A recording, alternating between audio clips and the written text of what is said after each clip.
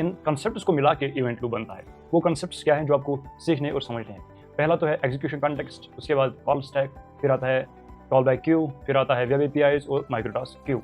ये जो कंसेप्ट्स हैं ये इतने इंपॉर्टेंट है कि इन्हीं चीज़ों से इवेंट लूप बनता है और ये किस तरह से काम करते हैं हमें इन चीज़ों को सीखना पड़ेगा। मैंने आपको पहले बोला कि इवेंट लूप को सिर्फ सीखना जरूरी नहीं है बल्कि समझना भी जरूरी है। जब आपको ये समझ होगी कि जावास्क्रिप्ट का कोड किस तरह से एग्जीक्यूट हो रहा है तो आप एक अच्छा करते हैं। अब आप कहोगे कि ऐसा कौन सा फीचर है जो हम जावास्क्रिप्ट के अंदर यूज़ करते हैं जो कि एक ब्राउज़र फीचर है और जावास्क्रिप्ट का फीचर नहीं है।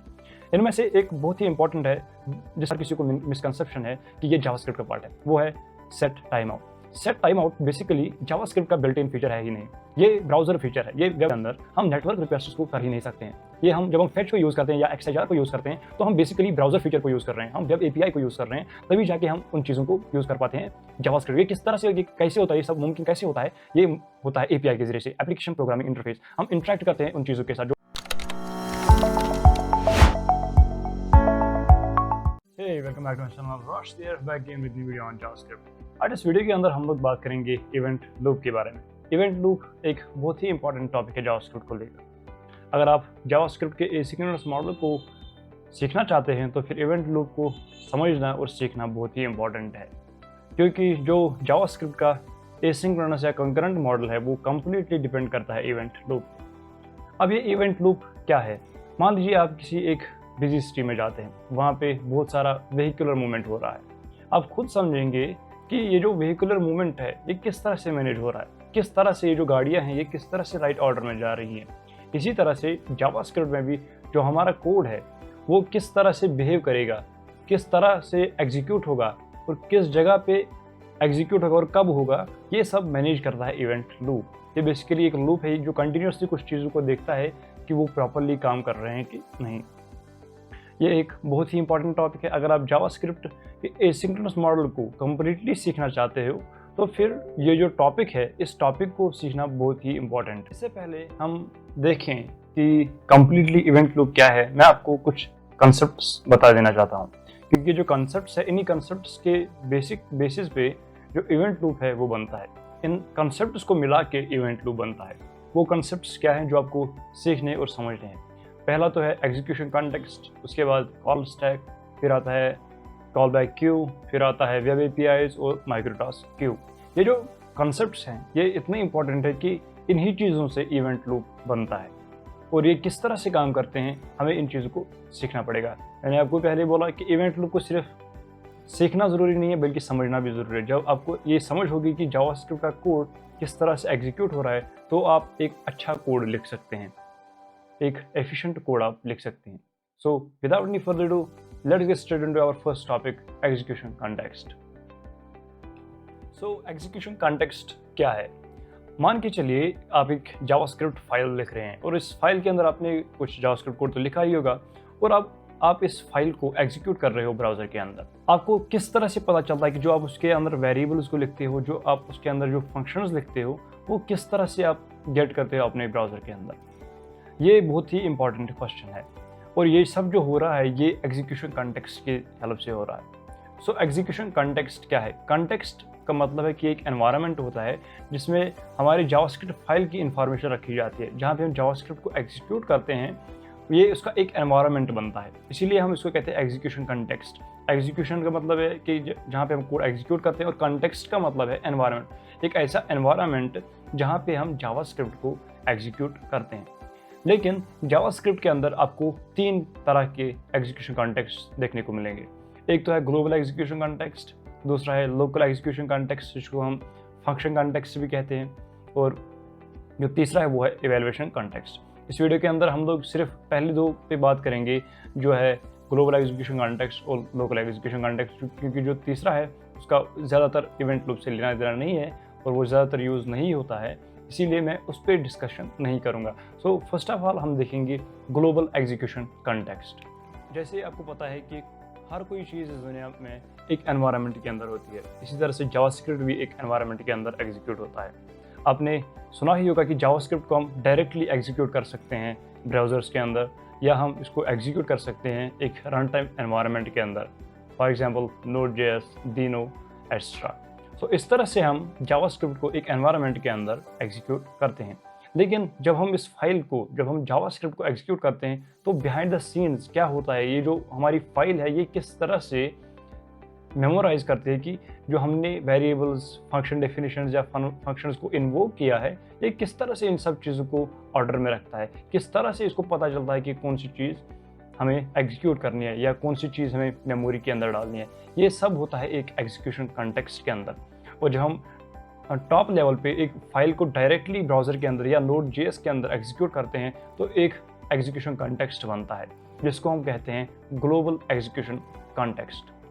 इस वीडियो के अंदर मैं ब्राउज़र्स पे बात करूंगा, क्योंकि अगर हम Node.js पे बात करेंगे तो फिर हमें एनवायरनमेंट को सेटअप करना पड़ेगा। इसलिए मैंने ब्राउज़र्स को चुना, क्योंकि ब्राउज़र्स के अंदर एक बिल्ट इन जावास्क्रिप्ट इंजन होता है, इसलिए मैंने ब्राउज़र्स को चुना। और इसका जो इवेंट लूप है ब्राउज़र्स का, वो समझना बहुत ही आसान है। और जो Node.js का जो इवेंट लूप है वो थोड़ा सा कॉम्प्लेक्स बन जाता है, क्योंकि उसमें और चीज़ें ऐड होती है, लाइक IO, टाइमर्स, एक्स्ट्रा। सो इसीलिए मैंने ब्राउज़र्स को सिलेक्ट किया, लेकिन जो कॉन्सेप्ट है वो सेम रहेगा, चाहे Node.js का हो, चाहे Deno का हो, चाहे ब्राउज़र्स का हो। अब जो क्वेश्चन आता है वो है कि जब हम एक फाइल को एग्जीक्यूट करते हैं, एक एग्जीक्यूशन कॉन्टेक्स्ट बन जाता है, तो इस कॉन्टेक्स्ट के अंदर कौन सी चीज़ें हैं, ये जो एग्जीक्यूशन कॉन्टेक्स्ट है ये किस तरह से हेल्पफुल होता है। जब आप एक फाइल को एग्जीक्यूट करते हो तो एक एग्जीक्यूशन कॉन्टेक्स्ट बन जाता है, एक एनवायरनमेंट बन जाता है, जिसके अंदर आप अपना कोड एग्जीक्यूट कर सकते हैं, जिसको हम मेन थ्रेड भी कहते हैं। सो इसके अंदर होता क्या है कि जब जो ग्लोबल एग्जीक्यूशन कॉन्टेक्स्ट है इसके दो पार्ट्स होते हैं, एक्चुअल में तीन होते हैं। जो जब जावास्क्रिप्ट हम एग्जीक्यूट करते हैं तो 3 स्टेप्स भी होता है, लेकिन मैं यहाँ पे 2 स्टेप्स बोलूँगा जो एग्जीक्यूशन कॉन्टेक्स्ट को लेके है। एक तो है मेमोरी और दूसरा है एग्जीक्यूशन थ्रेड। सो ये 2 पार्ट्स हैं ग्लोबल एग्जीक्यूशन कॉन्टेक्स्ट के। इनमें होता क्या है, जो मेमोरी होती है वो किस काम आती है। जब आप कोई वेरिएबल डिक्लेयर करते हो, कांस्टेंट डिक्लेयर करते हो या फंक्शन को डिफाइन करते हो, तो वो इस मेमोरी के अंदर स्टोर होता है। और जब आप किसी फंक्शन को इन्वोक करते हो या किसी वेरिएबल को कोई वैल्यू देते हो, वो थ्रेड ऑफ एग्जीक्यूशन में एग्जीक्यूट होता है, और जो मेमोरी है वो रिस्पेक्टिवली फिर अपडेट हो जाती है। जो एग्जीक्यूशन कॉन्टेक्स्ट है जब ये क्रिएट होता है तो इसके और भी 2 पार्ट्स हैं। लाइक जब एक ग्लोबल एग्जीक्यूशन कॉन्टेक्स्ट बन जाता है तो फिर वहाँ पे हमें एक ग्लोबल ऑब्जेक्ट मिलता है। अगर हम ब्राउज़र्स में इस कोड को एग्जीक्यूट करेंगे तो हमें एक ग्लोबल ऑब्जेक्ट मिलेगा, विंडो।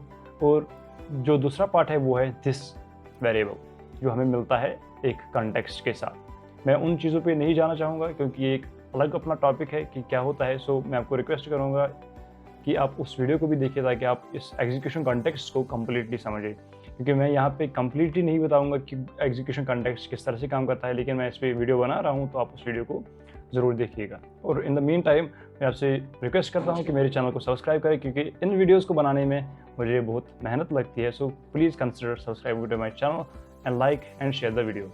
अब आते हैं अपने टाइप की तरफ। अब इस चीज़ को समझने के लिए जो मैंने आपको बताया कि ग्लोबल एग्जीक्यूशन कॉन्टेक्स्ट बन जाता है और मेमोरी बन जाती है या दूसरे कुछ पार्ट्स होते हैं, इन चीज़ों को समझने के लिए मैं आपको एक कोड एग्जांपल दूंगा, ताकि आपको ये समझ में आ जाए कि किस तरह से चीज़ें होती है।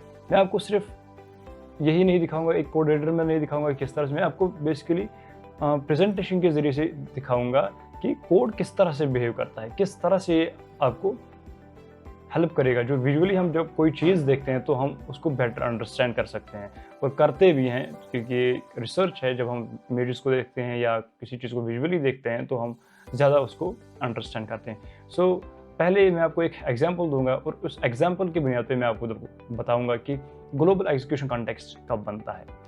सो कोड लिखने के लिए आप अपने कोड एडिटर को ओपन कीजिए, और उस कोड एडिटर के अंदर अपना एक कोई फोल्डर ओपन कीजिए, और उस फोल्डर के अंदर आप एक सिंपल फाइल लिख लीजिए index.js। और इस index.js के अंदर आप कोड लिख लीजिए let num is equal to 1, let name is equal to code smiley, और फिर एक फंक्शन भी डिफाइन कर सकते हैं my func, और इसके अंदर कंसोल कीजिए, कुछ भी आप लिख सकते हैं जो भी आपको पसंद आए। सो ये जो मैं कोड लिख रहा हूँ ये किस तरह से बिहेव करेगा, आपको ये सोचना होगा। ये कोड जो है जो मैं लिख रहा हूँ, लेट num1 कोड स्माइली या माई फंक या उसको मैं इन्वोक कर रहा हूँ, सो ये कोड किस तरह से बिहेव करेगा। जो ये मैंने आपको कोड बताया, आप इसको इस फाइल को डायरेक्टली आप अपने ब्राउज़र के अंदर एग्जीक्यूट कीजिए, और जब आप कंसोल के अंदर देखेंगे तो आपको ये जो चीज़ें हैं ये देखने को मिलेगा। अगर आप इनको वहाँ पे कंसोल करोगे तो फिर आप देखोगे कि कंसोल लॉग हो गया है हेलो वर्ल्ड। बट बेसिकली ये काम किस तरह से करता है, विजुअली मैंने आपको बताया कि मैं आपको विजुअली बताऊंगा कि ये किस तरह से काम करते हैं। सो किस तरह से होता है मैं आपको प्रेजेंटेशन के ज़रिए से दिखाऊंगा। फर्स्ट ऑफ ऑल मैंने आपको बताया, जब हम फाइल को एग्जीक्यूट करते हैं टॉप लेवल पे, या जो टॉप लेवल की फाइल होती है, तो होता क्या है, एक ग्लोबल एग्जीक्यूशन कॉन्टेक्स्ट बन जाता है। और उस कॉन्टेक्स्ट के अंदर हमारे पास दो पार्ट्स होते हैं। एक होता है मेमोरी, या जिसको हम लेक्सिकल एनवायरनमेंट भी कहते हैं, या उसको हम स्टेट भी कहते हैं। सो इन चीज़ों पे आप थोड़ा सा कन्फ्यूजन में मत जाएगा, क्योंकि ये सभी एक ही चीज़ है। और जो दूसरा पार्ट है वो है एग्जीक्यूशन थ्रेड। इसके अंदर हम वेरिएबल्स को वैल्यू असाइन करते हैं, फंक्शंस को इन्वोक करते हैं, और फिर वो दूसरी चीज़ पे जाते हैं, जो कि अब हम नेक्स्ट टॉपिक पे बात करेंगे। सो फर्स्ट ऑफ ऑल होता क्या है, मैंने यहाँ पे लिखा है let num is equal to 1। ये डायरेक्टली ऐड होता है मेमोरी के अंदर, क्योंकि हम इसको एग्जीक्यूट कर रहे हैं थ्रेड में, और ये स्टोर होता है मेमोरी के अंदर। उसके बाद हम डिक्लेयर कर रहे हैं, इनिशियलाइज कर रहे हैं नेम वेरिएबल को with the value code smiley. उसके बाद हम डिफाइन कर रहे हैं फंक्शन को माई फंक, ये भी मेमोरी के अंदर स्टोर हो जाएगी। उसके बाद हम इन्वोक कर रहे हैं माई फंक। सो मैंने माई फंक को अब इन्वोक किया। अब सोचना है कि जब हम माई फंक को इन्वोक करते हैं तो क्या होता है, क्योंकि मैंने आपको बता दिया कि जब हम वेरिएबल्स या कॉन्स्टेंट्स को या फंक्शंस को डिफाइन करते हैं तो वो मेमोरी के अंदर स्टोर होता है। लेकिन जब हम फंक्शन को इन्वोक करते हैं, वो उस टाइम क्या होता है, जावास्क्रिप्ट के अंदर किस तरह से इसको एग्जीक्यूट किया जाता है। अगर आप फंक्शंस पहले से आपको पता है तो फिर आपके लिए सिंपल होगा, आपको पता ही होगा कि फंक्शंस किस तरह से काम करते हैं। मैं आपके इन्फॉर्मेशन के लिए बता देता हूँ कि जो फंक्शंस है वो मिनी ऐप्स होते हैं, जिसके अंदर हम बहुत सारा जो कोड है जो हम बार बार लिखते हैं उसको हम सम अप करते हैं, और फिर उन चीज़ों को यूज़ करते हैं जहाँ पर भी हम चाहेंगे। ये सिंपल डेफिनेशन है, आप उसको एक मिनी ऐप के ज़रिए से समझ सकते हैं। और कौन सा पार्ट फंक्शन का है जिससे हमें पता चलता है कि फंक्शन अभी इन्वोक हो रही है या ये एग्जीक्यूट हो रही है, वो होता है जो जब हम फंक्शन आइडेंटिफायर के पीछे पैरेंथेसिस लगाते हैं, तो उस टाइम हम जावास्क्रिप्ट इंजन को कहते हैं कि आप इस फंक्शन को एग्जीक्यूट कीजिए। अब जो बड़ा क्वेश्चन है, जब हम फंक्शंस को इन्वोक करते हैं या एग्जीक्यूट करते हैं तब क्या होता है, तब बेसिकली एक लोकल एग्जीक्यूशन कॉन्टेक्स्ट बनता है। मैंने आपको पहले ही बोला था कि हम दो एग्जीक्यूशन कॉन्टेक्स्ट के बारे में बात करेंगे, एक है ग्लोबल एग्जीक्यूशन कॉन्टेक्स्ट और दूसरा है local execution context. Local execution context को हम फंक्शन कॉन्टेक्स्ट भी कहते हैं, क्योंकि ये डेडिकेटेड है फंक्शंस के लिए। जब हम फंक्शंस को इन्वोक करते हैं तो एक नया एग्जीक्यूशन कॉन्टेक्स्ट बनता है, जिसको हम कहते हैं फंक्शन एग्जीक्यूशन कॉन्टेक्स्ट, या हम उसको कहते हैं लोकल एग्जीक्यूशन कॉन्टेक्स्ट। इसीलिए आपने बार बार सुना होगा कि लोकल मेमोरी, वो लोकल मेमोरी किसके अंदर होती है, वो फंक्शन के एग्जीक्यूशन कॉन्टेक्स्ट के अंदर होती है। ओके, सो जब भी फंक्शन इन्वोक होगी तो एक नया एग्जीक्यूशन कॉन्टेक्स्ट क्रिएट होता है, और उस एग्जीक्यूशन कॉन्टेक्स्ट के अंदर वही सेम दो पार्ट्स होते हैं। जिस तरह से मैंने आपको बताया ग्लोबल एग्जीक्यूशन कॉन्टेक्स्ट के अंदर मेमोरी होती है, एग्जीक्यूशन थ्रेड होता है, उसी तरह से जो फंक्शन है उस एग्जीक्यूशन कॉन्टेक्स्ट, उसके अंदर भी ये दो पार्ट्स होते हैं, मेमोरी और एग्जीक्यूशन थ्रेड। और सेम जिस तरह से ग्लोबल में कोड एग्जीक्यूट होता है उसी तरह से उसमें भी होता है। जो आप वेरिएबल्स डिफाइन करोगे, जो आप फंक्शंस डिफाइन करोगे, वो मेमोरी के अंदर स्टोर होंगे, और जब उनको इन्वोक करोगे या वैल्यूज दोगे वेरिएबल्स को, तो फिर वो एग्जीक्यूशन थ्रेड के अंदर एग्जीक्यूट होंगे। अब आपको बहुत सारी इन्फॉर्मेशन पता है कि एग्जीक्यूशन कॉन्टेक्स्ट किस तरह से काम करता है। मैंने आपको बता दिया कि वेरिएबल्स किस तरह से मेमोरी के अंदर स्टोर होते हैं, और जब हम फंक्शंस को इन्वोक करते हैं तो एक नया एग्जीक्यूशन कॉन्टेक्स्ट बनता है, जिसको हम फंक्शन एग्जीक्यूशन कॉन्टेक्स्ट कहते हैं। अब मैं आपको एक और एग्जांपल बताऊंगा। आपको बताना है कि किस तरह से ये जो कोड है ये बिहेव करेगा। आप अपने कोड एडिटर को फिर से खोल सकते हैं, और इसके अंदर हम जो हमने कोड लिखा था ये हम रिमूव करेंगे, और मैं दो फंक्शंस को डिफाइन करूंगा। एक फंक्शन मैं ग्लोबल लेवल पे करूंगा और एक फंक्शन को मैं डिफाइन करूंगा दूसरे फंक्शन के अंदर। मैं इस तरह से इसको लिखूंगा,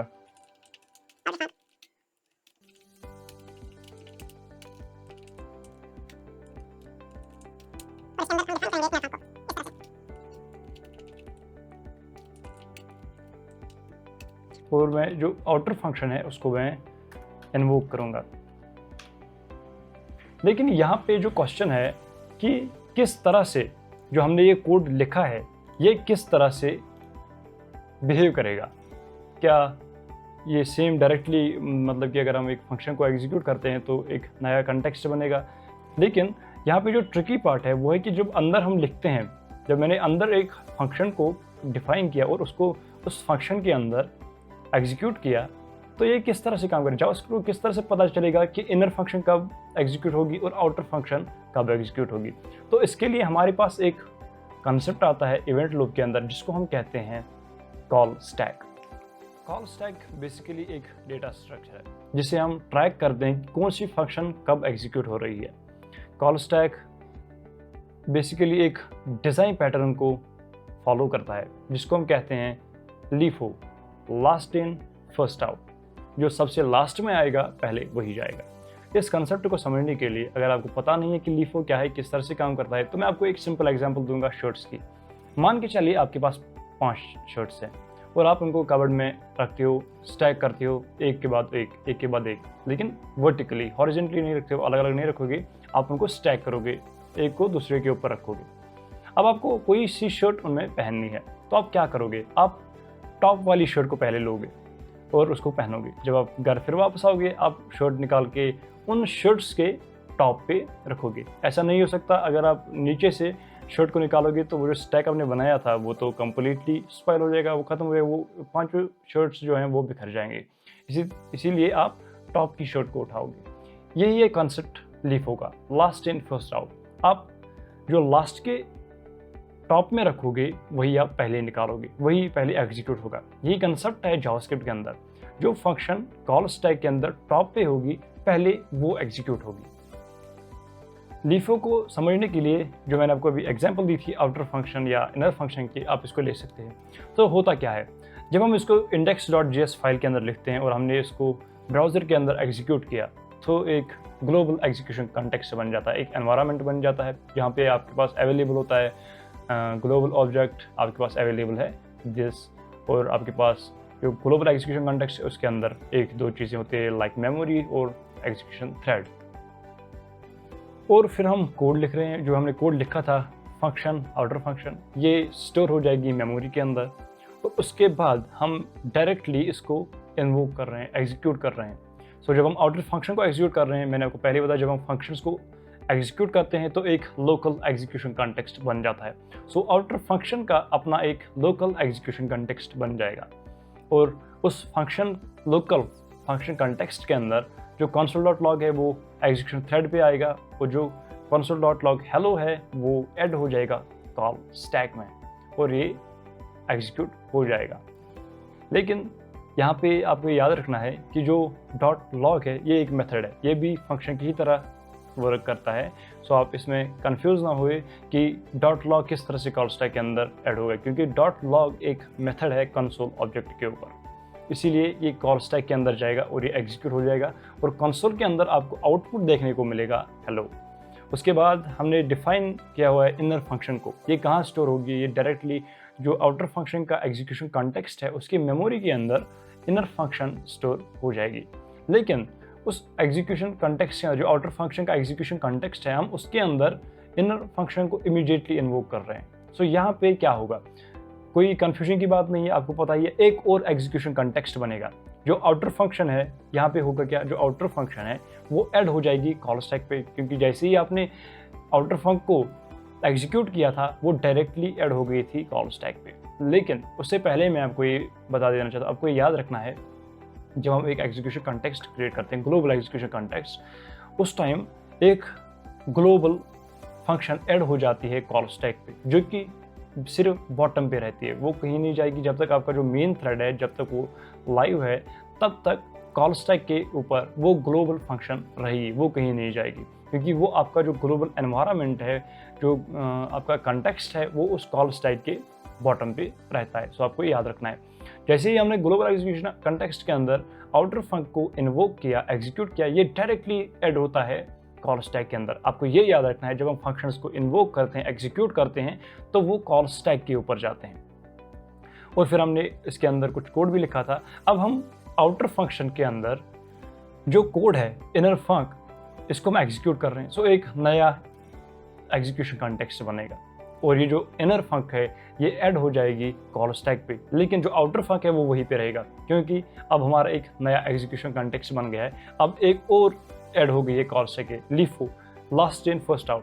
पहले से ही तो थी जो आउटर फंक्शन है वो पहले से ही कॉल स्टैक पे, अब उसके ऊपर उसके अंदर हमने इनर फंक को इन्वोक किया है। सो वो वहीं पे रहेगी, आउटर फंक्शन जो है वो कॉल स्टैक में ही रहेगी और उसके बाद इनर फंक्शन अब ऐड हो जाएगी कॉल स्टैक पे और इसका एक एग्जीक्यूशन कॉन्टेक्स्ट बन जाएगा।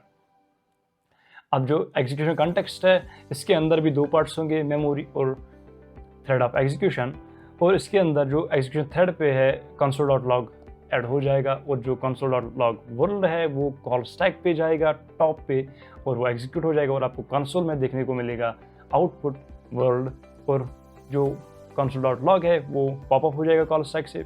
और इनर फंक्शन के अंदर अब हमारे पास कोई कोड नहीं है, मतलब कि जो हमारी फंक्शन है ये उसको पता है कि अब कोई कोड हमें प्रोसेस नहीं करना है, सो ये भी कॉल स्टैक से पॉपअप हो जाएगी। उसके बाद आउटर फंक्शन है, इसको भी पता है कि जो हमारा कोड है वो कंप्लीट हो चुका है, अब ये ऑटोमेटिकली पॉपअप हो जाएगा कॉल स्टैक से और जो हमारा पूरा कोड है वो भी कंप्लीटली एग्जीक्यूट हो गया है। सो जो हमारा मेन थ्रेड है वो भी ख़त्म हो जाएगा। लेकिन यहाँ पे क्वेश्चन है कि किस तरह से जावास्क्रिप्ट को पता चलता है कि जब एक फंक्शन के अंदर जो कोड है वो किस तरह से कंप्लीट हो गया है, क्योंकि आपको पता है जावास्क्रिप्ट एक सिंक्रोनस लैंग्वेज है। इसके अंदर जब भी हम सिंक्रोनसली कोड एग्जीक्यूट करते हैं तो जैसे ही ये रिटर्न स्टेटमेंट आएगा तो इसका मतलब है कि जो फंक्शन का कोड है इसके बाद एग्जीक्यूट अब नहीं होगा। इसका मतलब है कि जो फंक्शन का कोड है वो कंप्लीट हो चुका है और जो रिटर्न कीवर्ड के बाद जो भी कोड आएगा वो एग्जीक्यूट नहीं होगा। बट यहाँ पे हमने ना तो रिटर्न कीवर्ड दिया है ना कुछ दिया है, सो किस तरह से जावास्क्रिप्ट को पता चलेगा कि ये जो फंक्शन है ये कंप्लीट हो चुकी है। सो इम्प्लिसिटली होता क्या है कि जो जावास्क्रिप्ट इंजन है वो रिटर्न करता है अनडिफाइंड। जब हम किसी फंक्शन को रिटर्न कीवर्ड नहीं देते हैं तो जो लास्ट लाइन है उसके बाद में जो हमारा रिटर्न वैल्यू मिलता है वो होता है अनडिफाइंड। सो इस तरह से जावास्क्रिप्ट इंजन को पता चलता है कि जो फंक्शन है वो कम्प्लीटली एग्जीक्यूट हो चुकी है। सो इस तरह से कॉल स्टैक काम करता है। आपको अब पता होना चाहिए कि कॉल स्टैक किस तरह से काम करता है। जब भी आप फंक्शन को इन्वोक करते हो वो डायरेक्टली ऐड होता है कॉल स्टैक पे, लेकिन अगर उस फंक्शन के अंदर एक और फंक्शन है तो फिर वो फंक्शन अगर आप उसके अंदर एग्जीक्यूट कर रहे हो वो उसके टॉप पे जाएगी, जो कॉल स्टैक है उसके ऊपर जाएगी और तब पहले तो वो एग्जीक्यूट होगी तब इसका जो एग्जीक्यूशन कॉन्टेक्स्ट है वो फिनिश हो जाएगा। अब आपको पता है कि कॉल स्टैक क्या है, आपको पता है ग्लोबल एग्जीक्यूशन कॉन्टेक्स्ट क्या है या लोकल एग्जीक्यूशन कॉन्टेक्स्ट किस तरह से क्रिएट होता है। अब एक और इम्पॉर्टेंट कंसेप्ट है हमारे पास जो है वेब एपीआईज का। वेब एपीआई है क्या? Web API basically browser feature है। ये इस तरह के फीचर्स होते हैं जो जावास्क्रिप्ट के अंदर बिल्ट इन नहीं है, ये ES6 के स्पेक्स के अंदर नहीं आते हैं, बट आप इसको सिर्फ जावास्क्रिप्ट के अंदर यूज़ करते हैं। ये किस तरह से होता है? अगर आप इस चीज़ को जो मैंने टर्म बताई वेब एपीआई, इसके अंदर एपीआई लिखा हुआ है। एपीआई है क्या? Application programming interface. इससे हम किसी प्रोग्राम के साथ इंटरेक्ट करते हैं प्रोग्रामेटिकली, हम उसको कोड के ज़रिए से इंटरेक्ट करते हैं। वो होती है सिंपल में आपको मैंने बताया कि एपीआई क्या होती है। वेब एपीआई बेसिकली एक वेब ब्राउज़र फीचर है जिसको हम जावास्क्रिप्ट के अंदर यूज़ करते हैं। अब आप कहोगे कि ऐसा कौन सा फीचर है जो हम जावास्क्रिप्ट के अंदर यूज़ करते हैं जो कि एक ब्राउज़र फीचर है और जावास्क्रिप्ट का फीचर नहीं है? इनमें से एक बहुत ही इंपॉर्टेंट है जिसको लेकर हर किसी के पास, आप मान के चलिए हर किसी को मिसकंसेप्शन है कि ये जावास्क्रिप्ट का पार्ट है, वो है set time out. Set time out basically JavaScript का बिल्ट इन फीचर है ही नहीं, ये ब्राउज़र फीचर है, ये वेब एपीआई है जिसके साथ हम इंटरेक्ट करते हैं जावास्क्रिप्ट के अंदर। या आपको ये पता होना चाहिए कि जावास्क्रिप्ट के अंदर हम नेटवर्क रिक्वेस्ट्स को कर ही नहीं सकते हैं। ये हम जब हम फेच को यूज़ करते हैं या XHR को यूज़ करते हैं तो हम बेसिकली ब्राउज़र फीचर को यूज़ कर रहे हैं, हम वेब एपीआई को यूज़ कर रहे हैं, तभी जाके हम उन चीज़ों को यूज़ कर पाते हैं जावास्क्रिप्ट। ये किस तरह से, ये कैसे होता है, ये सब मुमकिन कैसे होता है? ये होता है एपीआई के ज़रिए से, एप्लीकेशन प्रोग्रामिंग इंटरफेस। हम इंटरेक्ट करते हैं उन चीज़ों के साथ, जो ब्राउज़र फीचर्स हमारे पास होते हैं हम उनके साथ इंटरेक्ट करते हैं। लेकिन जावास्क्रिप्ट के अंदर ये जो फीचर्स है, ब्राउज़र फीचर्स है, ये किस तरह से काम करते हैं, किस तरह से ये जावास्क्रिप्ट के अंदर एग्जीक्यूट होते हैं? अगर ये ब्राउज़र फीचर्स है तो किस तरह से जावास्क्रिप्ट इनको हैंडल करता है, ये बहुत ही इंपॉर्टेंट क्वेश्चन है। इसको लेके हमारे पास दो ऐसे कंसेप्ट्स हैं जो बहुत ही इंपॉर्टेंट है। एक है कॉल बैक क्यू, एक है माइक्रोटास्क क्यू, जो कि अब हम डिस्कस करेंगे। और यहाँ पे मैं आपको बता देना चाहता हूँ, जब हम वेब एपीआईज की बात करते हैं, आपको ये याद रखना है, अगर कोई एपीआई कॉलबैक्स को यूज़ करता है तो फिर उसके लिए एक हमारा जो पार्ट है वो है कॉल बैक क्यू, वो यूज़ होता है इवेंट लूप का। और अगर हमारी जो वेब एपीआई वो प्रॉमिस को यूज़ करता है तो फिर वहाँ पे यूज़ होता है माइक्रोटास्क क्यू। हम इन दोनों चीज़ों को देखेंगे। मैं आपको माइक्रोटास्क क्यू की एग्जांपल भी दूंगा, लाइक फैच की, और मैं आपको एग्जांपल दूंगा सेट टाइम आउट की, ताकि जो कॉल बैक क्यू है आप उसको समझ सके और किस तरह से जो ब्राउजर्स का कोड होता है वो किस तरह से जावास्क्रिप्ट के अंदर एग्जीक्यूट होता है। सो कॉल बैक क्यू क्या है? Call back Q basically part है इवेंट लूप का, जिसके अंदर हम कॉल बैक्स को रजिस्टर करते हैं, या जो हैंडलर्स हम देते हैं वेब एपीआईज को, वो हम कॉल बैक क्यू के अंदर डालते हैं और फिर वो हमारे जावास्क्रिप्ट के अंदर एग्जीक्यूट होते हैं। ये जो कॉल बैक क्यू है ये उन वेब एपीआईज के जो हैंडलर्स होते हैं उनको मैनेज करता है। बट आपको ये याद रखना है, ये उन हैंडलर्स को मैनेज करता है जो वेब एपीआईज यूज़ करेंगे कॉल बैक्स को। ये प्रॉमिस को हैंडल नहीं करते हैं। बट हम पहले देखेंगे कि कॉल बैक्स क्या हैं। अगर आपको पता है कि कॉल बैक क्या है तो फिर बढ़िया बात है, लेकिन मैं जल्दी आपको बताऊंगा कि कॉल बैक क्या है। उसके लिए हम कोऑर्डिनेटर पे थोड़ा सा कोड लिखेंगे और मैं आपको बताऊंगा कि कॉल बैक क्या है। आपने कोऑर्डिनेटर को खोलिए और जो हमने कोड लिखा था इसको हम रिमूव करेंगे और मैं यहाँ पे लिखूंगा फंक्शन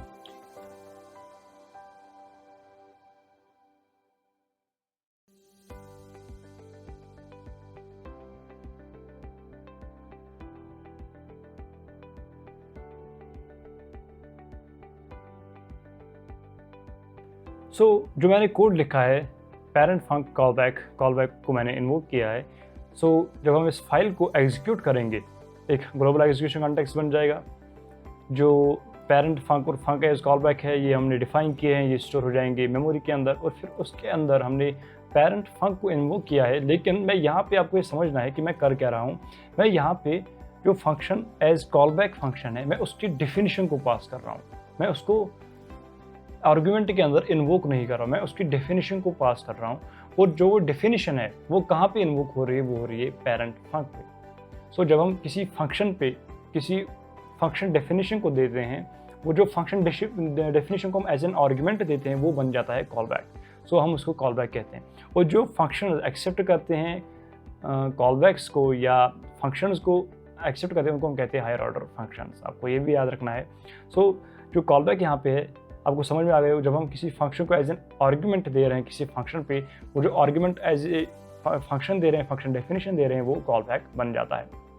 कॉल बैक मैंने आपको जल्दी बता दिया कि क्या होता है। अब हम आते हैं क्यू पर। क्यू क्या चीज़ है? क्यू बेसिकली है क्या? क्यू भी एक डेटा स्ट्रक्चर है, लेकिन इसका एक दूसरा पैटर्न होता है। इसका पैटर्न है फीफो। फीफो को समझने के लिए मैं आपको एक एग्जाम्पल दूंगा। एग्जाम्पल है हॉस्पिटल की। मान के चलिए आप एक डॉक्टर के पास जाते हैं, आप वहाँ से टिकट लेते हैं और आपको मिल गया नंबर 1। आपका टोकन जो है वो नंबर 1 है। अब दूसरे भी पेशेंट्स होंगे, उनको भी अपने रिस्पेक्टिव नंबर्स मिलेंगे 2, 3, 4। अब होगा क्या, जब डॉक्टर आएंगे तो फिर पहले आपको अलाउ किया जाएगा कि आप पहले डॉक्टर से मीट कर लें और डॉक्टर आपको देखेगा, फिर जाके दूसरे बंदे को जो इसका दूसरा टोकन होगा उसको जाने दिया जाएगा। लेकिन जो लास्ट वाला है वो तो लास्ट में जाएगा, वो पहले नहीं जाएगा। जिस तरह से आपने देखा था स्टैक्स में होता है लीफो, जो लास्ट होता है उसको पहले अलाउ किया जाता है। लेकिन यहाँ पे क्यू में फर्स्ट इन फर्स्ट आउट, जो पहले आएगा पहले जाएगा। आपको ये ज़रूरी याद रखना, स्टैक्स में लीफो है, क्यू में फीफो है, जो पहले आएगा पहले जाएगा। ये बेसिक एग्जाम्पल है जो मैंने आपको बता दी, जिससे आप फर्स्ट इन फर्स्ट आउट जो डिज़ाइन पैटर्न है, जो डेटा स्ट्रक्चर है, आप उसको समझ सकते हो। अब जो बात है, अब आपको समझ में आ गया फीफो क्या है। अब क्वेश्चन आता है, जो मैंने आपको कोड अभी दिखाया, जो मैंने आपको पेरेंट फंक या फंक एज कॉल बैक बताया, क्या ये अप्लाई होता है इस पे? क्या ये जो हमने कॉल बैक रजिस्टर की है, क्या ये ऐड हो जाएगी कॉल बैक क्यू के अंदर? The simple answer is no, क्योंकि ये जो कोड मैंने लिखा है ये एक सिंक्रोनस कोड है। ये एक बिल्ट इन लैंग्वेज के अंदर जो हम फंक्शंस को डिफाइन कर रहे हैं, ये उसका फीचर है। कॉल बैक क्यू कहाँ पे हेल्प करता है? हम जब वेब ब्राउज़र फीचर को यूज़ करते हैं, जब हम वेब एपीआई को यूज़ करते हैं, तब जाके कॉल बैक क्यू का काम आता है। अदरवाइज इसका कोई काम नहीं। अगर आप जावास्क्रिप्ट के अंदर फॉर लूप लिखते हो, फंक्शंस को लिखते हो या फंक्शंस को एज ए कॉल बैक लिखते हो, तो वहाँ पे कॉल बैक क्यू का कोई मतलब नहीं है, वो कॉल बैक क्यू के अंदर ऐड नहीं हो, क्योंकि जहाँ तक सिंक्रोनस कोड का जब तक आपके अंदर सिंक्रोनस कोड है, जो आपके फाइल है, जब उसके अंदर सिंक्रोनस कोड है, वो जब तक एग्जीक्यूट होगा उसके बाद ही जो कॉल बैक क्यू है वो काम आता है। क्योंकि कॉल बैक क्यू बेसिकली रखा हुआ है वेब एपीआईज के ज़रिए के लिए। जो वेब एपीआईज हैं, मैंने आपको पहले ही बताया, जो वेब एपीआईज यूज़ करेंगे कॉल बैक्स को, उनके लिए कॉल बैक क्यू बना है।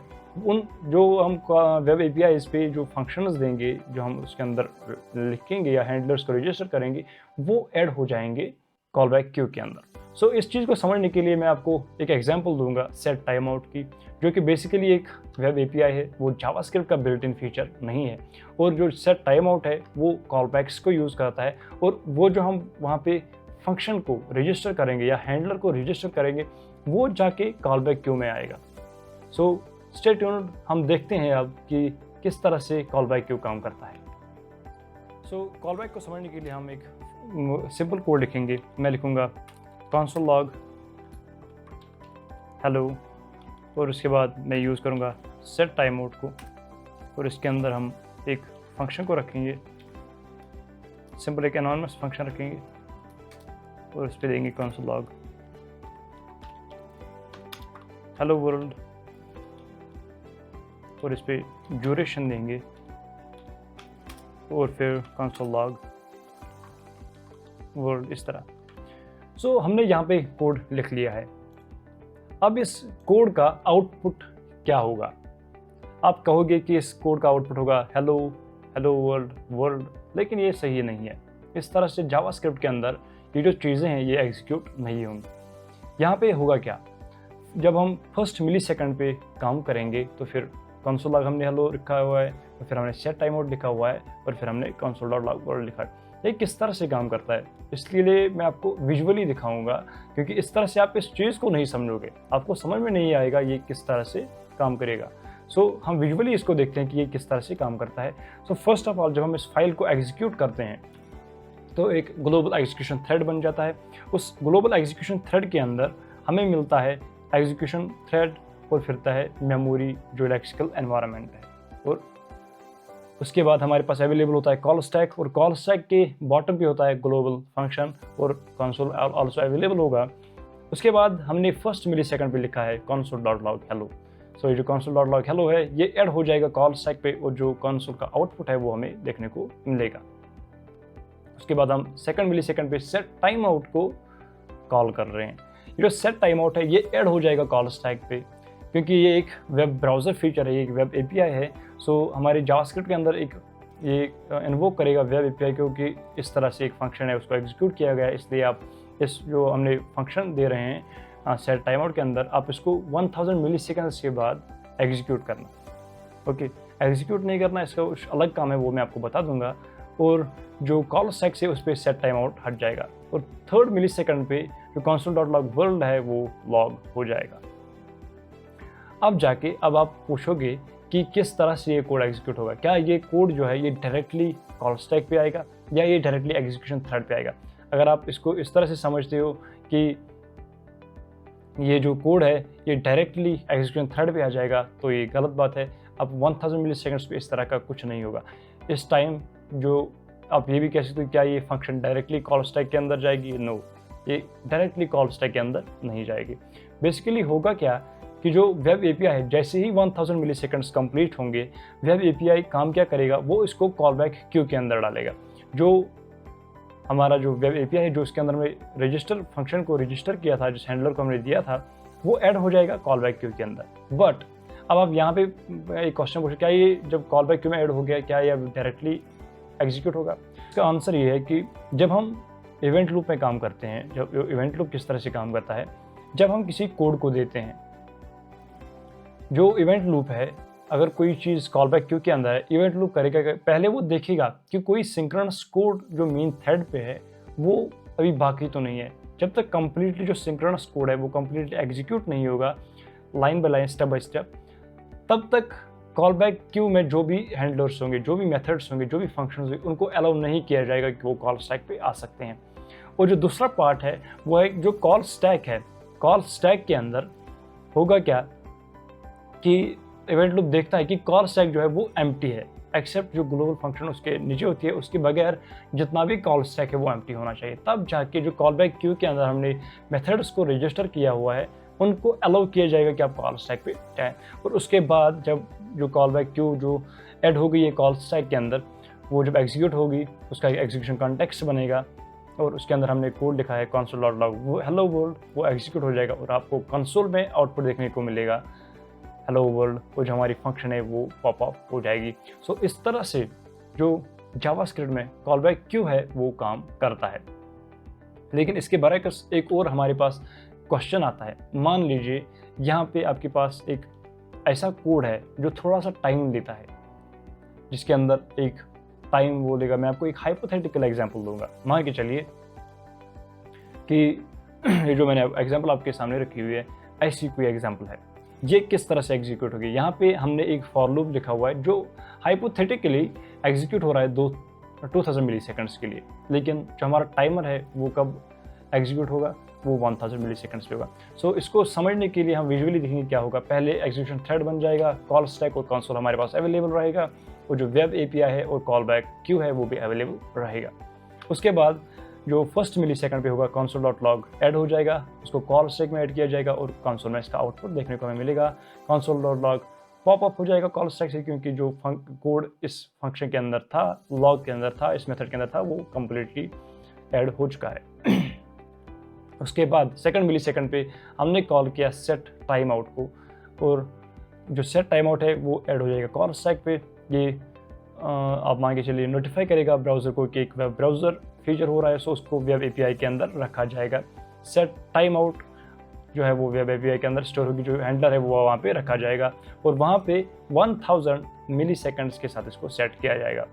उसके बाद जो सेट टाइम आउट है वो कॉल स्टैक से पॉप अप हो जाएगा और 3rd मिली सेकेंड्स पे हम फॉर लूप को यूज़ कर रहे हैं। लेकिन यहाँ पे अब मिस्ट्री स्टार्ट हो रही है। मान के चलिए कि ये जो फॉर लूप है ये 2000 मिली सेकेंड्स के लिए एग्जीक्यूट हो रहा है। क्या क्वेश्चन है, जब 1000 मिली सेकेंड्स पे हमारा कोड पहुंचेगा, क्या उस टाइम जो कॉल वेब एपीआई में जो हमने कोड रखा हुआ था, जब वो कॉल बैक क्यू के अंदर ऐड होगा 1000 मिली सेकेंड्स पे, क्या वो एग्जीक्यूट होगा, क्या वो कॉल स्टैक के अंदर एग्जीक्यूट होगा, क्या उसको अलाउ किया जाएगा कि आप एग्जीक्यूशन थ्रेड जो है उस पर आ जाएं? ऐसा नहीं होगा। अगर आप इस तरह से आप सोच रहे हैं तो इस तरह का कुछ भी नहीं होगा। 1000 मिली सेकेंड्स पे कुछ नहीं होगा। पहले मैंने आपको बताया था कि जो सिंक्रोनस कोड है वो पहले कम्प्लीटली एग्जीक्यूट होना चाहिए। मैं आपको थोड़ी देर में मिसकंसेप्शन बताऊंगा सेट टाइम आउट के बारे में कि कौन सी मिसकंसेप्शन है, आपको पता चलेगा। सो जब वेब एपीआई जब 1000 मिली सेकेंड्स पे पहुंचेगा, ये इसको एग्जीक्यूशन थ्रेड पे या कॉल स्टैक पे नहीं भेजेगा, ये इसको कॉल बैक क्यू में डालेगा। लेकिन 1000 मिली सेकेंड तब तक ये वेट करेगा, जो ब्राउज़र फीचर है ब्राउज़र तब तक वेट करेगा, तब जाके ये उसको कॉल बैक क्यू में डालेगा। अब ये क्यू के अंदर है और जो हमारा कोड है वो 1001 मिली सेकेंड्स पे एग्जीक्यूट हो रहा है, जो हमारा सिंक्रोनस कोड है, फॉर लूप है। और जैसे ही 2003 मिली सेकेंड्स होंगे, जैसे ये जो 2000 मिली सेकेंड्स कंप्लीट होंगे, उसके बाद हमने कोड लिखा है console.log थैंक यू, पहले वो लॉग हो जाएगा कॉल स्टैक के अंदर, वो ऐड हो जाएगा वहाँ पे और कंसोल में आपको आउटपुट देखने को मिलेगा। अब जो फंक्शन है वो पॉपअप हो गई है। अब जाके जो कॉल बैक क्यू है उस फंक्शन को अलाउ किया जाएगा कॉल स्टैक पे। क्यों? क्योंकि सिंक्रोनस कोड जो हमने लिखा था हमारी फाइल के अंदर वो कम्प्लीटली एग्जीक्यूट हो चुका है, कॉल स्टैक भी एम्प्टी था, इसीलिए कॉल बैक क्यू में जो भी फंक्शन थी उसको अलाउ किया गया कि आप यहाँ पे कॉल स्टैक में आ जाए। वो जो फंक्शन है, वो जो मेथड हमने हैंडलर जो रजिस्टर किया था वो एग्जीक्यूट हो जाएगा। फिर उसके अंदर जो console.log है वो भी कॉल स्टैक के अंदर जाएगा और कंसोल में आपको आउटपुट देखने को मिलेगा आई एम ए टाइमर, और फिर वो जो फंक्शंस है वो खुद ही पॉप अप हो जाएंगे। सो इस तरह से जो हमारा कोड है ये एग्जीक्यूट होता है। ये मैंने आपको हाइपोथेटिकली बताया कि किस तरह से जावास्क्रिप्ट के अंदर सेट टाइम आउट एग्जीक्यूट होता है, किस तरह से कॉलबैक्स को एग्जीक्यूट किया जाता है। मैंने आपको बताया था कि मैं आपको एक मिसकंसेप्शन के बारे में बताऊंगा जो कि सेट टाइम आउट को लेके। जब हम सेट टाइम आउट को लिखते हैं तो हम इससे फंक्शन को जो हम उसके अंदर देते हैं, जो कोड देते हैं, हम उससे उस कोड को डिले करते हैं। लेकिन ये जो डिले होता है ये मैक्सिमम नहीं होता है। ये जो कोड है ये एटलीस्ट 1000 मिली सेकेंड्स पे एग्जीक्यूट नहीं होगा। इसका मतलब ये है जब हम सेट टाइम आउट को यूज़ करते हैं, जो मेरा नेक्स्ट वीडियो आने वाला है misconceptions regarding set time out, वो भी आप देख लीजिएगा, आपको मैं वहाँ पे कम्प्लीटली बताऊंगा। यहाँ पे जब हम ड्यूरेशन देते हैं तो ये जो ड्यूरेशन होती है ये मैक्सिमम नहीं होती, ये मिनिमम होती है। इससे पहले 1000 मिली सेकेंड से पहले ये जो कोड है ये एग्जीक्यूट नहीं हो सकता। लेकिन आपको ये भी जानना है कि इस कोड को 1000 मिली सेकेंड से ज़्यादा भी टाइम लग सकता है और ये कहीं पर भी एग्जीक्यूट हो सकता है, लेकिन 1000 मिली सेकेंड्स के आगे ये एग्जीक्यूट नहीं होगा। सो ये बेसिक मिसकंसेप्शन है जावास्क्रिप्ट को लेकर, जहाँ आपको बताया जाता है कि 1000 मिली सेकेंड्स पे जो कोड है वो एग्जीक्यूट हो जाएगा। सो ऐसा नहीं होता है। मैंने आपको बताया कि कॉल बैक क्यू किस तरह से काम करता है। पहले वो सिंक्रोनस कोड को देखेगा, वो कॉल स्टैक को देखेगा कि वो एम्प्टी तो नहीं है, वहाँ पे कुछ कोड तो नहीं है, तभी जाके इसको अलाउ किया जाएगा। सो ये एक मिसकंसेप्शन है। अब मैं आपको एक टास्क देता हूँ, मैंने आपको एक स्क्रीन पे कोड रखा है। आप मुझे बताइए, कमेंट्स में मुझे आप बताइए कि इस कोड एग्जांपल का वैल्यू क्या होगा, आउटपुट इसका क्या होगा। आप जिस तरह से मैंने आपको बताया कि एग्जीक्यूशन थ्रेड बनाना है, आप अपने कॉपी लीजिए और उसके अंदर एक एग्जीक्यूशन थ्रेड बनाइए और जो सिंक्रोनस कोड है उसको पहले एग्जीक्यूट कीजिए और उसके बाद जो है सेट टाइम आउट एग्जीक्यूट होगा। तो आप एक कॉपी बनाइए और फिर मुझे कमेंट्स में बताइए कि आपने क्या सीखा इस चीज़ से, इस एग्जाम्पल से क्या देखिए, क्योंकि मैं यहाँ पे 0 मिली सेकेंड्स को यूज़ कर रहा हूँ। सो आपने क्या सीखा इस चीज़ से। सो मैं कमेंट्स में वेट कर रहा हूँ कि आपका आंसर क्या होगा।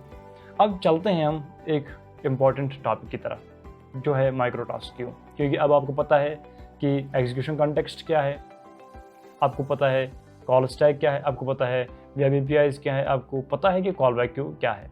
अब हम एक इम्पॉर्टेंट कॉन्सेप्ट की तरफ बढ़ेंगे जिसको हम कहते हैं माइक्रो टास्क क्यू। ये जो क्यू है ये भी बेसिकली कॉल बैक क्यू की तरह है, लेकिन ये जो हमारा क्यू है जो फीफो को मानता है, जिसका जो पैटर्न है वो फीफो है, वो किस तरह से काम करती है, किन चीज़ों को हैंडल करता है। जो भी वेब एपीआई, जो भी वेब ब्राउज़र फीचर्स हैं जो यूज़ करते हैं प्रोमिसेस को, वो ये इन चीज़ों को, उन हैंडलर्स को हैंडल करता है। वहाँ पे भी आप कॉल बैक्स दोगे, ये उन कॉल बैक्स को यूज़ करता है, उनको ये हैंडल करता है।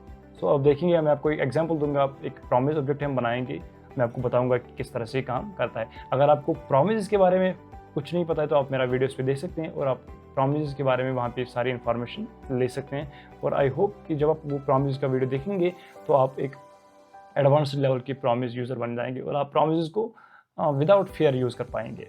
सो आप मेरे उस वीडियो को देख सकते हैं।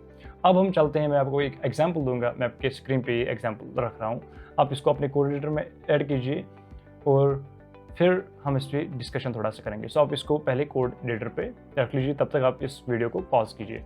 अब हम बात करेंगे प्रोमिसेस पे। प्रोमिसेस को किस तरह से इवेंट लूप हैंडल करता है, किस तरह से प्रोमिसेस जो हैं वो एग्जीक्यूट होती हैं जावास्क्रिप्ट के अंदर।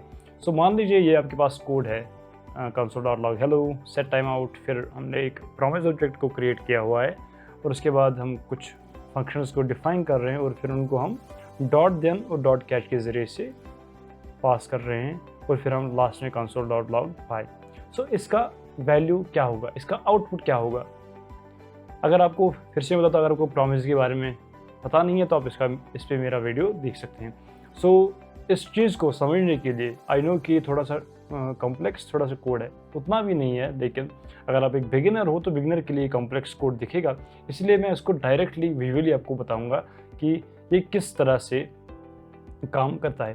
सो विजुअली जब हम इसको एग्जीक्यूट करते हैं फाइल को अपने ब्राउज़र के अंदर, एक एनवायरनमेंट बन जाता है जिसको हम कहते हैं ग्लोबल एग्जीक्यूशन कॉन्टेक्स्ट। और उस कॉन्टेक्स्ट के अंदर होगा मेमोरी और लेक्सिकल एनवायरनमेंट और होगा एग्जीक्यूशन थ्रेड। फिर हम फर्स्ट काम क्या कर रहे हैं वो है console.log hello, ये ऐड हो जाएगा कॉल स्टैक पे और कंसोल में आपको आउटपुट देखने को मिलेगा हेलो। और जो कॉल स्टैक पे है जो फंक्शन है वो पॉपअप हो जाएगी। उसके बाद हम लिख रहे हैं सेट टाइम आउट। आपको पता है ये set time out call stack पे जाएगा और वेब एपीआई में behind the scenes web API को ये जो हैंडलर है दिया जाएगा। उसके बाद क्या होगा, ये जो फंक्शन है ये कॉल स्टैक से पॉपअप हो जाएगी और जो कॉल बैक क्यू है उसमें जो फंक्शन है जो हमने सेट टाइम और रजिस्टर की थी वो ऐड हो जाएगी कॉल बैक क्यू में। क्योंकि हमने जो ड्यूरेशन दी थी वो 0 मिली सेकेंड्स है, इसीलिए वो डायरेक्टली कॉल बैक क्यू के अंदर स्टोर हो जाएगी और वो अपना जो है टाइम देखिएगा कि कब उसको टाइम मिलेगा एग्जीक्यूट होने के लिए।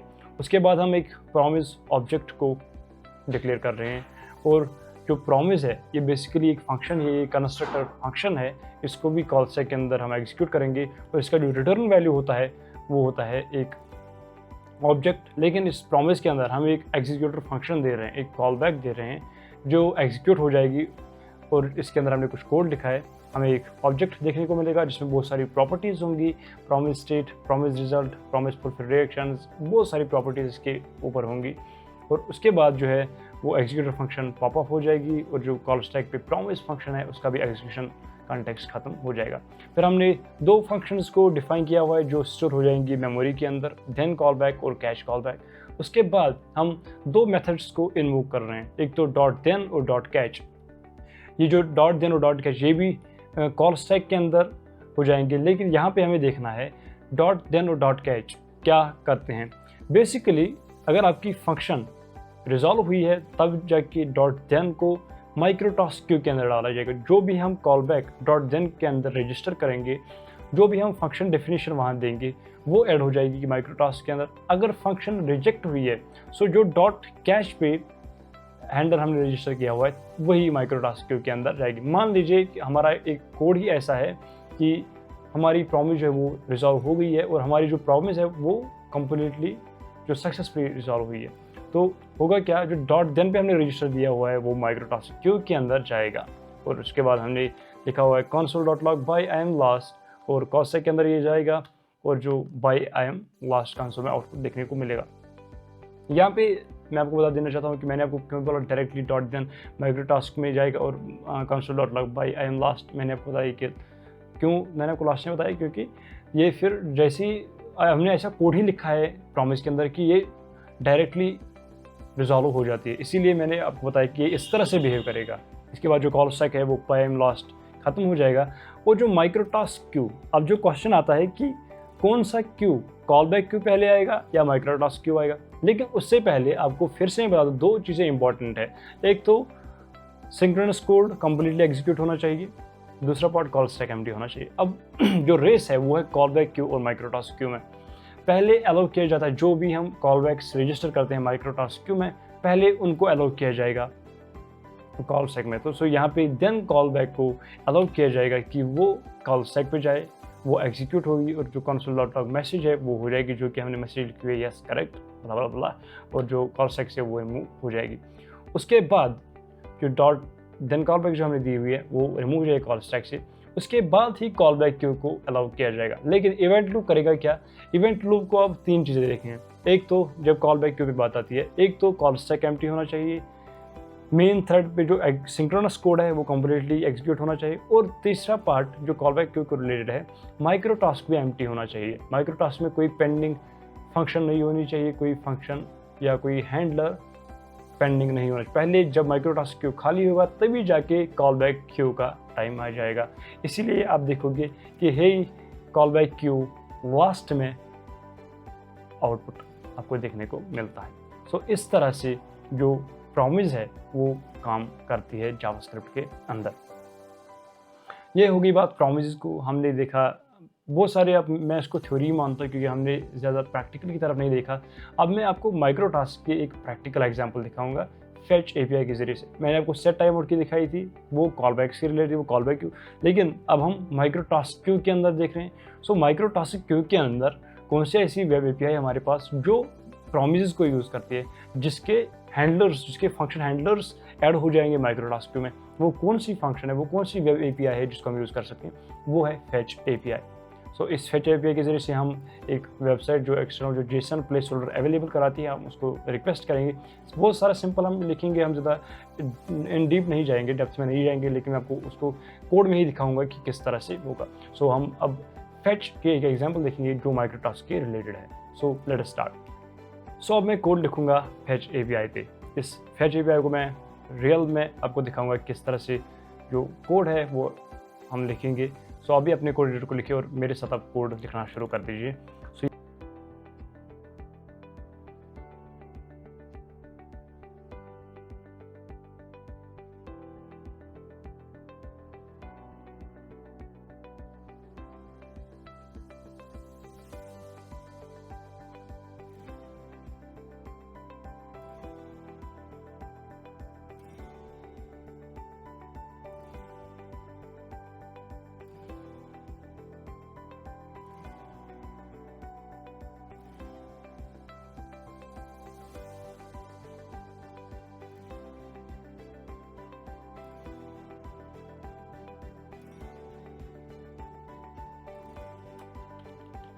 सो ये जो कोड मैंने लिखा है ये किस तरह से काम करता है, सो ये बहुत ही इंपॉर्टेंट है। मैं आपको यहाँ पे विजुअली नहीं दिखाऊंगा क्योंकि मैं चाहता हूँ कि आप इन चीज़ों को अब खुद ही समझ पाएँ। सो फर्स्ट ऑफ ऑल हम कर क्या रहे हैं, console.log हेलो लिख रहे हैं। सो ये कॉल स्टैक के अंदर जाएगा, कंसोल में आपको आउटपुट देखने को मिलेगा। लेकिन उसके बाद हम एक वेब एपीआई को, ब्राउज़र फीचर को यूज़ कर रहे हैं जो कि बैकग्राउंड में शुरू होगा, फेच। ओके, सो ये एक ऐसी टास्क है, ये अब बैकग्राउंड में स्टार्ट हो गई है। उसके बाद हम काम कर रहे हैं, हम console.log वर्ल्ड लिख रहे हैं, ये जो डायरेक्टली कॉल स्टैक के अंदर जाएगा और एग्जीक्यूट हो जाएगा। और जैसे ही फेच हमें डेटा वहाँ से देगा, जहाँ से जब हमने रिक्वेस्ट की है इस URL पे, जैसे ही हमें वहाँ से डेटा मिलेगा, यहाँ पे जो प्रॉमिस ऑब्जेक्ट है वो उसकी स्टेट जो है वो चेंज हो जाएगी टू फुलफिल। वहाँ से हमें रिस्पॉन्स मिल गया। सो कैसे अब ये चीज़ें जो हैं ये ऐड हो जाएंगी। मान लीजिए हमारी जो प्रॉमिस है वो फुलफिल हो चुकी है, हमें डेटा मिल गया है। जो डॉट देन पे हमने मेथड रखा है रिस्पॉन्स का, ये ऐड हो जाएगा कॉल बैक क्यू में। नो, ये हो जाएगा माइक्रोटास्क क्यू में, क्योंकि हम यहाँ पे प्रॉमिस की बात कर रहे हैं। यहाँ पे बहुत सारे डेवलपर्स गलती करते हैं। यहाँ पे हर कोई समझता है कि यहाँ पे इस तरह से होगा, इस तरह से नहीं होता है। सो हमने एक प्रॉमिस को यहाँ पे फुलफिल हो गई है, ये ऐड हो जाएगा माइक्रोटास्क क्यू के अंदर। ओके, जो माइक्रोटास्क क्यू के अंदर वो फिर देखेगा कि कॉल स्टैक जो है वो एम्प्टी है, जो सिंक्रोनस कोड है वो एम्प्टी है, और इस फंक्शन को वो देगा कॉल स्टैक के अंदर, वो एग्जीक्यूट हो जाएगी वहाँ से। और वहाँ से हम रिटर्न कर रहे हैं response.json को, जो रिस्पॉन्स रिसीव्ड है वो भी रिस्पॉन्स हो जाएगा। उसके बाद हम रिटर्न कर रहे हैं response.json को, ये एक प्रॉमिस रिटर्न करता है। और जो डॉट देन हमने इसके बाद लिखा है, ये इस डेटा को जो हमने प्रॉमिस response.json के ज़रिए से जो प्रॉमिस में आगे बढ़ाया है, ये उस डेटा को फिर console.log डेटा करेगा। और उसके बाद एक और एक्सेप्शन आती है, अगर हमारी प्रॉमिस जो है वो फुलफिल नहीं हुई है, वो रिजेक्ट हुई है, तो उस टाइम पे डॉट देन क्या ऐड होगा माइक्रोटास्क क्यू में? नो, सिंपली आपको याद रखना है कि जो डॉट कैच है ये ऐड हो जाएगा। जो इस पर हमने मेथड या जो हमने फंक्शन को रजिस्टर किया हुआ है वो माइक्रोटास्क क्यू अंदर जाएगा। और इवेंट लूप क्या करेगा, वो कॉल स्टैक को देखेगा, कॉल जो सिंक्रोनस कोड है थ्रेड ऑफ एग्जीक्यूशन में उसको देखेगा, तब जाके जो कैच पे एरर होगा वो कॉल स्टैक में अलाउ करेगा। सो ये बहुत ही इंपॉर्टेंट है, आपको ये समझना है किस तरह से console.log पहले होता है, फिर console.log हेलो वर्ल्ड होता है। उसके बाद जब फेच प्रॉमिस जो है, जो कि प्रॉमिस एपीआई को यूज़ करती है, जब वो फुलफिल होगी तभी जाके जो डॉट देन पे हमने मेथड दिया हुआ है वो ऐड हो जाएगा माइक्रोटास्क क्यू में। वो फिर एक और फंक्शन रिटर्न कर रही है, प्रॉमिस रिटर्न कर रही है, और उस प्रॉमिस जो डेटा होगा वहाँ से वो हम ट्रांसफ़र कर रहे हैं फिर नेक्स्ट डॉट देन को, और वहाँ पे जो भी डेटा होगा हमारा, क्योंकि जो प्रॉमिस है वो कन्वर्ट हो जाएगी, जो भी हम वैल्यू है वो कन्वर्ट होता है उस वैल्यू में, और वो हम देन के ज़रिए से, डेटा के ज़रिए से वो कैप्चर कर रहे हैं। और जो वो मेथड है वो ऐड हो जाएगा माइक्रोटास्क क्यू में, और फिर वो डायरेक्टली ऐड हो जाएगा कॉल स्टैक में। अब ऐसा हो सकता है कि अगर आपकी 2 फेच रिक्वेस्ट्स हैं, वहाँ पे होगा क्या, जो पहले फेच रिक्वेस्ट कंप्लीट होगी उन्हीं के मेथड्स ऐड होंगे माइक्रोटास्क क्यू में। मान लीजिए माइक्रोटास्क क्यू में पहले से ही डॉट देन का कोई मेथड पहले ही रजिस्टर हुआ है वहाँ पे। सो उस टाइम क्या होगा, अब ये जो दूसरी फेच मेथड है ये अब स्टार्ट हो गया है। सो ये जो रिस्पॉन्स डॉट देन है ये उस हैंडलर के बाद एग्जीक्यूट होगा, पहले उसका होगा। इसीलिए एसिंक्रोनस कोड हम कहते हैं, क्योंकि हमें पता नहीं होता कि कौन सा कोड कब अवेलेबल होगा। जो भी कोड पहले अवेलेबल होगा वो पहले एग्जीक्यूट होगा। सो मान के चलिए पहले ही फेच या सेकंड एग्जांपल हमने अगर आप लिखेंगे सेकंड फेच रिक्वेस्ट करेंगे, मान लीजिए वही पहले एग्जीक्यूट होगी, वही पहले फुलफिल हो गई, तो वो डायरेक्टली माइक्रोटास्क क्यू के अंदर जो भी हैंडलर्स हमने रजिस्टर किए होंगे डॉट देन के साथ वो ऐड हो जाएंगे। सो इस तरह से फेच काम करता है। इस तरह से जो हमारा प्रॉमिस एपीआई है हम वेब एपीआई के साथ यूज़ करते हैं। सो फेच एपीआई एक एग्जांपल है जो प्रॉमिस एपीआई को यूज़ करती है। सो इस तरह से जो जावास्क्रिप्ट का इवेंट लूप है वो काम करता है। इसमें बहुत सारी चीज़ें मैंने छोड़ी हैं, लाइक एसी कैविट को मैंने डिस्कस नहीं किया है, या बहुत सारी चीज़ें हैं जो मैंने डिस्कस नहीं की हैं, क्योंकि अगर मैं उन चीज़ों को डिस्कस करता तो फिर ये वीडियो जो है वो बहुत लंबी हो जाती। इसलिए मैंने मेन पॉइंट्स को यहाँ पे डिस्कस किया है। मैं आपको फिर से एक रिकैप के लिए बता दूं कि इवेंट लूप में होता क्या है। जब आप एक फाइल को एग्जीक्यूट करते हो, एक एग्जीक्यूशन कॉन्टेक्स्ट बनता है। एग्जीक्यूशन कॉन्टेक्स्ट मतलब है कि एक एनवायरनमेंट बनता है, और उस एनवायरनमेंट के अंदर हमारे पास 2 चीज़ें होती हैं, मेमोरी और एग्जीक्यूशन थ्रेड। जो मेमोरी होती है वो उसके अंदर हम वेरिएबल्स, कॉन्स्टेंट्स को डिफाइन करते हैं, स्टोर करते हैं, और जो एग्जीक्यूशन थ्रेड है उसके अंदर हम फंक्शन कॉल्स को इन्वोक करते हैं, या जो हम फंक्शन जो वेरिएबल्स को वैल्यू देते हैं वो एग्जीक्यूशन थ्रेड के अंदर एग्जीक्यूट होते हैं। और उसके बाद जब हम फंक्शन को इन्वोक करते हैं या एग्जीक्यूट करते हैं, वो उसका भी एक लोकल एग्जीक्यूशन कॉन्टेक्स्ट बन जाता है, और जो फंक्शन इन्वोकेशन है वो ऐड हो जाती है कॉल स्टैक के अंदर, और एक नया एग्जीक्यूशन कॉन्टेक्स्ट बन जाता है। अब अगर हम एक वेब एपीआई को यूज़ करेंगे, अगर हम सेट टाइम आउट को यूज़ करेंगे, ये बेसिकली एक ब्राउज़र फीचर है। अगर हम ब्राउज़र फीचर्स को यूज़ करेंगे तब जाके जावास्क्रिप्ट के अंदर हमारे पास दो चीज़ें आती हैं, कॉल बैक क्यू और माइक्रोटास्क क्यू। अगर वेब एपीआई यूज़ कर रहे हैं एक ओल्ड फैशन जो हमारे कॉल बैक से उस मेथड को यूज़ कर रहा है, तो फिर उसके लिए कॉल बैक क्यू है। अगर हमारे वेब एपीआई यूज़ कर रही है प्रॉमिस एपीआई को, तो फिर उसके लिए माइक्रोटास्क क्यू है, ओके।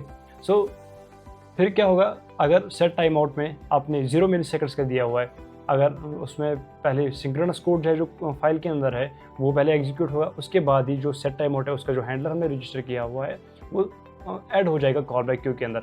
और कॉल बैक क्यू जो इवेंट लूप है वो देखेगा कि कॉल स्टैक एम्प्टी है, जो सिंक्रोनस कोड है वो एम्प्टी होना चाहिए, तब जाके कॉल बैक क्यू को अलाउ किया जाएगा कॉल स्टैक के अंदर। लेकिन जब हम माइक्रोटास्क की बात करते हैं वहाँ पे 3 चीज़ें होती हैं। एक तो वो कॉल स्टैक को देखिएगा एम्प्टी है, एग्जीक्यूशन थ्रेड जो मेन हमारा सिंक्रोनस कोड है वो एग्जीक्यूट होना चाहिए। अब फिर आता है माइक्रोटास्क क्यू की बात। माइक्रोटास्क जो कॉल बैक क्यू है वो माइक्रोटास्क क्यू के बाद में ही एग्जीक्यूट होते हैं। ये आपको याद रखना है कि पहले माइक्रोटास्क क्यू को अलाउ किया जाता है, उसके बाद ही कॉल बैक को अलाउ किया जाता है। सो कॉल बैक क्यू को लास्ट में ऐड किया जाता है। इस तरह से जो जावास्क्रिप्ट का इवेंट लूप है ये बनता है। इन्हीं कंसेप्ट से execution context, web APIs, call stack, call back Q और माइक्रोटास्क क्यू, ये कोई बहुत बड़ा कंसेप्ट नहीं है। लेकिन अगर आप जावास्क्रिप्ट के एसिंक्रोनस मॉडल को कंप्लीटली सीखना चाहते हैं तो फिर इवेंट लूप का सीखना बहुत ही इंपॉर्टेंट है। सो आई होप कि आपको आज इस वीडियो में बहुत कुछ सीखने को मिला होगा। अगर आपको जावास्क्रिप्ट का एसिंक्रोनस मॉडल मास्टर करना है तो फिर इवेंट लूप आपके लिए ज़रूरी है। आई होप ये वीडियो आपको बहुत पसंद आई होगी। So do like and share the video, also consider subscribing to my channel, और नोटिफिकेशन बेल को भी दबाइए ताकि आपको हमारे आने वाले वीडियोज़ की नोटिफिकेशन मिलती रहे। Thank you, see you next video.